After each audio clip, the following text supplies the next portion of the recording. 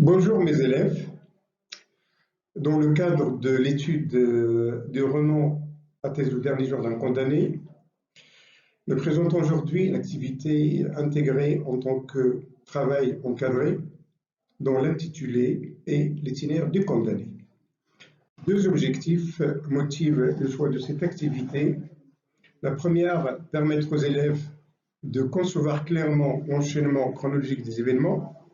Et deuxièmement, permettre aux élèves de situer sans difficulté n'importe quel passage puisé dans le même roman.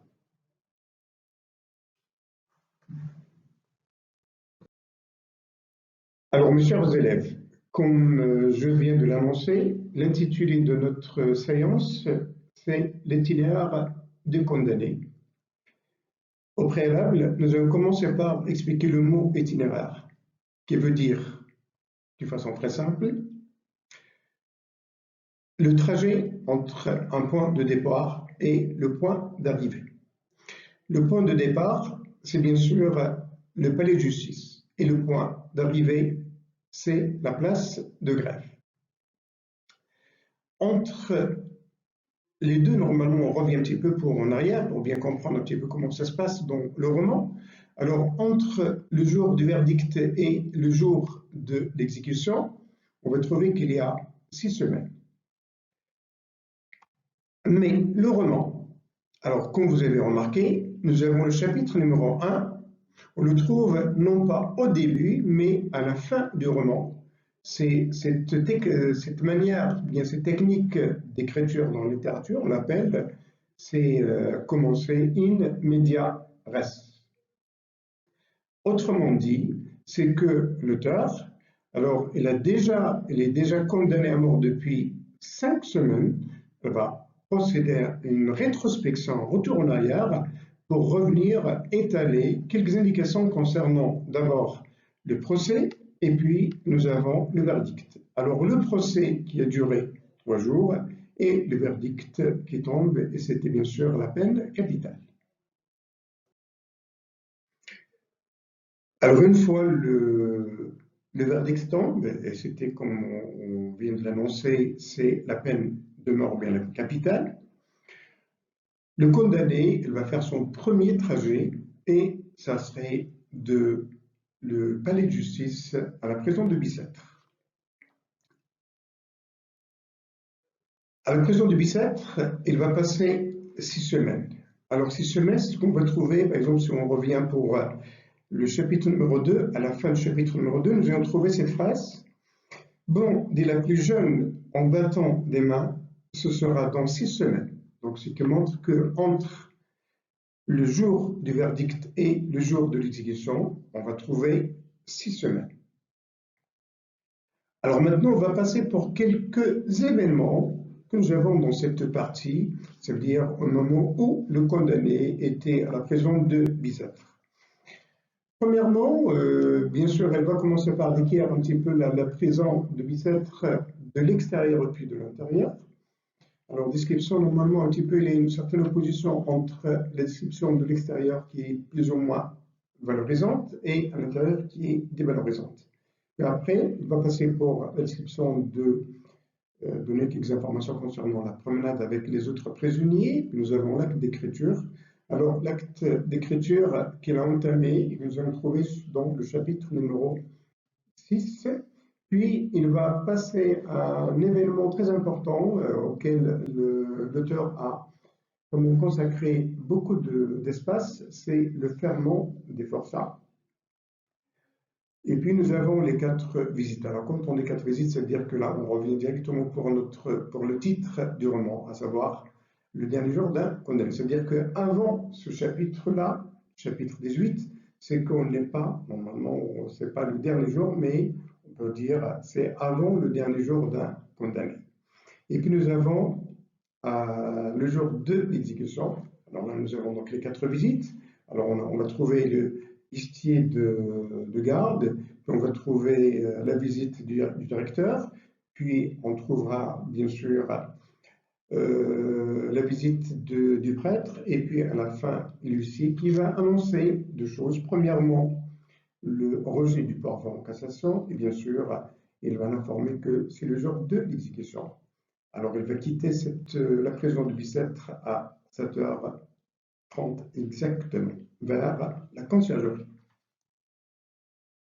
Alors, après 6 semaines passées à la prison de Bicêtre, le jour de l'exécution arrive. Le condamné quitte la prison vers la conciergerie. Il va quitter la prison de Bicêtre à 7h30. Il va arriver à la cour de la conciergerie à 8h30, c'est-à-dire que le trajet entre les deux lieux a duré 1 heure. Mais il va repasser par le palais de justice et là, il va rencontrer un autre condamné, une autre personne qui vient d'être condamnée à mort ce jour-là, le jour même. C'est ce qu'on appelle dans le roman le Frioche. La rencontre entre les deux, alors c'est le Frioche, il va lui raconter sa vie, une vie de misère, d'accord. Une fois finie cette rencontre entre les deux, alors on va le mettre dans une cellule à la petite prison de la conciergerie. Alors en attendant le jour, ou bien je dirais l'heure fatidique, c'est le moment de l'exécution. Alors là, on va trouver quelques événements. On va noter entre autres à 10h un semblant dialogue avec sa fille Marie. Nous avons le souvenir de son passage à la place de Grève, parce qu'à un moment donné, un jour, alors il passait par la place de Grève, il va trouver qu'il y avait beaucoup de gens, et c'était quelqu'un qui était condamné à mort, qui va être exécuté. Il va passer, pour nous parler de 3 rencontres dans la conciergerie, à savoir le meunier, le sous-architecte et le gendarme. Après, il va enchaîner avec un souvenir d'une Andalouse. Alors, lorsqu'il était encore très jeune, c'était le souvenir avec Pépita. Après, nous avons la guillotine. Et puis, nous avons la rencontre de Marie. Et à la fin, il va finir cette rencontre, ou bien si vous voulez, ce lieu, avec la toilette du condamné. Alors, je dirais une entreprise qui va commencer à 3h. Alors, une fois sa toilette achevée, le condamné fait son ultime trajet de la conciergerie à la place de Grève. Lorsqu'il y arrive, alors il va voir la guillotine, il avait très peur, il a demandé à rencontrer un responsable. Alors, c'est pourquoi on va le mettre dans une chambre de l'hôtel de ville. Alors maintenant, récapitulons. Le premier lieu, c'est le palais de justice. Alors directement après, il va aller à un autre lieu, c'est la prison de Bicêtre.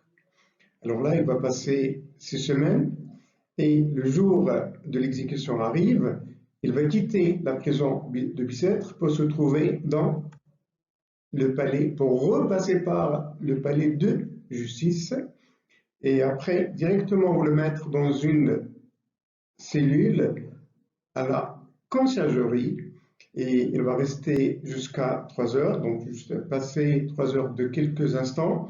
Il va quitter la conciergerie pour se trouver dans la place de Grève et juste après, on va le mettre dans une chambre de l'hôtel de ville. Alors, quelques événements concernant ces lieux. Alors, si on prend le palais de justice, on va trouver quelques événements comme le procès et le verdict. Pour la prison de Bicêtre, nous allons trouver le ferment des forçats. Pour le palais de justice, c'est la rencontre du Fraios. Puis nous avons pour la conciergerie, nous avons la rencontre de Marie. Puis nous avons pour la place de Grève, alors c'est le devoir de la guillotine. Et pour une chambre de l'hôtel de ville, nous avons la rencontre du responsable. Alors, afin de clore notre modeste travail, nous allons commencer par parler de 2 choses. Premièrement, les lieux de l'écriture, et puis on passe pour enchaîner avec quelques événements rétrospectifs. Concernant les lieux de l'écriture, alors on va trouver 3 lieux, à savoir la prison de Bicêtre, la conciergerie et une chambre de l'hôtel de ville. Les événements que je vais mentionner maintenant, ils sont donnés tous sous forme d'événements rétrospectifs. Alors, en ce qui concerne la prison de Bicêtre,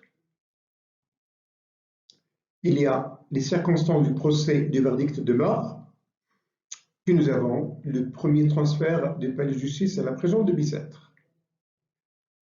Pour ce qui est du deuxième lieu, à savoir la conciergerie, mentionnons le deuxième transfert de Bicêtre à la conciergerie en repassant par le palais de justice, et puis nous avons la rencontre du Frioche. Et puis à la fin, une chambre de l'hôtel de ville. Alors mentionnons les événements suivants: la toilette du condamné, et puis l'ultime transfert de la conciergerie à la place de greffe. Avant de finir ce modeste travail, j'espère que vous allez en profiter et en même temps, je vous donne un petit conseil. Alors, un conseil que je donne à tous mes élèves à travers le royaume: restons chez nous et préparons notre examen en toute sérénité. Je vous dis au revoir et bon courage.